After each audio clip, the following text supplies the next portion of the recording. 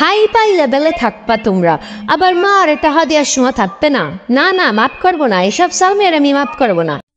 শোনেন, আমার সালবিটার বউ যদি মনে রেথায় আমি কিচ্ছু বুঝি না, সেটা ভুল।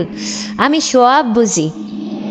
ঢাকা বড় ফ্ল্যাট নিয়ে থায়ে 15,000 টাকা ভাড়া, তা চলে। মারে টাকা দেওয়ার সময় টাকা থায় না। বাসায় গেছিলাম, যায় দেখি ফ্রিজ, টিভি, সোফা কোনো তার অভাব নাই।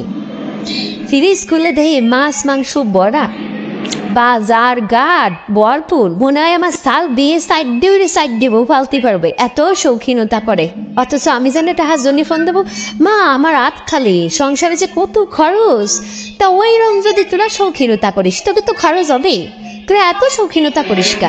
ওই 12,000 টাকার ফ্ল্যাটে না থাকে 5,000 টাকার একটা উপরে টিন দেয়া সাইডে ওই যে অলটাল গাথা, ওই রুম বাসায় থাকতে পারিস না?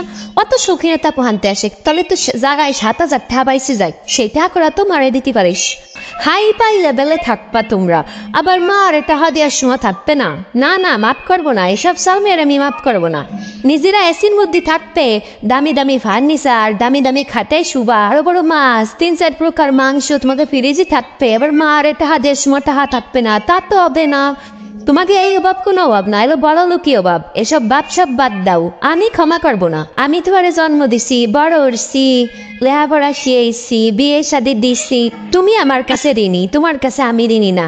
তোমার আমার জীবনের শেষ অব্দি টানতে হবে, বাইবে না। মারে না দিলে তাও মা মন বড়ি দোয়া দেবে, অত দোয়া আমার কাছে নাই বাবা।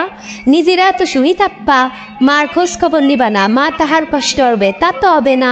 না না, এরম সন্তানরা আমি ক্ষমা করবো না। পাই টু পাই হিসাব করে আমার খরচ দিবা।